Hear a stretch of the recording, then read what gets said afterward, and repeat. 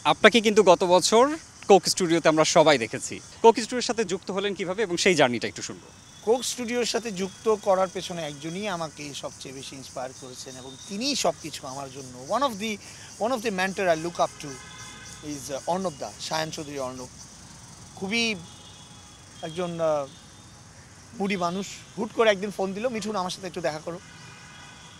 অদিত দা is আমাদের নিজের director, ও আমাকে ডাকলো, গেলাম, বলল আমাদের কোক স্টুডিও আসছে, চলো কাজ শুরু করি। আলোর পথে নতুন দিশা। এই বলেই এক সপ্তাহের মধ্যে কাজ শুরু করে দিলাম। আর আজকে পর্যন্ত আমি যা করেছি প্রতিটা জিনিস ওনার আদেশেই, ওনার ডিরেকশনে। আর উনি আমাকে সেই স্বাধীনতাটুকু দেয় যে গানের মধ্যে ছন্দের যে বিশ্লেষণটা, আমি বারবার বলি যে দেখুন, গান বাজনা শুধু এন্টারটেইনমেন্টের পারপাস নয়। কারো প্রেমের, কারো বিরহের, কারো জীবনের গল্প বলার জন্যই শুধু গানের সৃষ্টি তা নয়।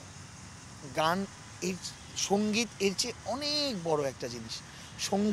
সঙ্গীতের দুটো জিনিস দিয়েই আমার জীবন গঠন, আপনার জীবন গঠন। একটা হলো ছন্দ, আরেকটা হলো সুর। অর্থাৎ আমাদের মনে যখন ছন্দ আকারে এই হৃৎপিণ্ডটা বারবার করে বিপ করা শুরু করে, তখন আপনার মুখ দিয়ে স্বর বের হয় সঙ্গীতের মতো।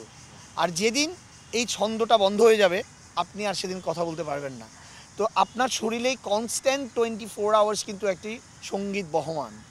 তো সঙ্গীত কিন্তু ওই সামান্যটুকু ওই আপনাকে এন্টারটেইন করার জন্য থেকেও প্রকৃতির বিভিন্ন জিনিস সঙ্গীতে পরিবেষ্টিত। তো একটি গানের মধ্যেও কিন্তু ছন্দ তার নিজস্ব একটা বক্তব্য রাখে। আমার চেষ্টা থাকে ওই বক্তব্যটাকেই ফুটিয়ে তোলা। শুধু জাস্ট ছন্দের মতো বাজালাম তা নয়, ওটা কেন বাজাচ্ছি, কী কারণে বাজাচ্ছি, এটা আমার একটা চেষ্টা থাকে করার। কোক স্টুডিও আমাকে ওটা করার সুযোগ করে দিয়েছে। কোক স্টুডিও বাংলা আমাকে, আমি ছোট্ট একটা ড্রামারকে অর্ণব দা ওই সুযোগ দিয়েছে যে মিঠুন তুমি কি বাজাতে চাও, কেন বাজাতে চাও, করো, দেখা যাক কী হয়। তো সেই ছোট্ট জায়গা থেকে আজকে কোক স্টুডিও বাংলা পুরো বিশ্বজুড়ে জায়গা করে নিয়েছে। সিজন 3 অলরেডি করলো সবাই। এই চেয়ে বড় পাওয়া আর কী থাকতে পারে বলুন, আমার মতো একটা ছোটো ঢুলিওয়ালা। আমার গান বেরিয়েছে 2017-তে, 2024-এ বসে ইন্টারভিউ দিচ্ছি। তো মানুষের একদিনে ভাগ্য চেঞ্জ হয় এটা আমি বিশ্বাস করি না, আর এটা আমার ক্ষেত্রে হয়ও নি, বা হচ্ছেও না, বা হবেও না, বাট অনেকের ক্ষেত্রে হতে পারে। আর্টের মধ্যে সবচেয়ে বড় একটা জায়গা জুড়ে থাকে হচ্ছে ভাগ্য।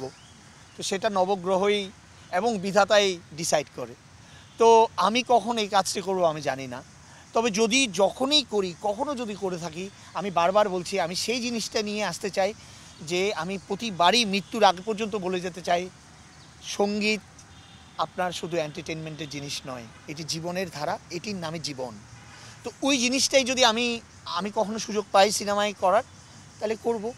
আর করে তো বেড়াচ্ছি অলরেডি। আমি আমার বন্ধু ইমনের সাথে বিভিন্ন সিনেমায় কাজ করে যাচ্ছি। লাইক কাজল রেখায় আপনি যদি শোনেন একটি গান, ঘুমাইলা না ঘুমাইলা রে বন্ধু, এটাও আমার বানানো রিদমে। তো করছি। এখন পূর্ণাঙ্গ আকারে যদি কখনো সুযোগ পাই তাহলে করব।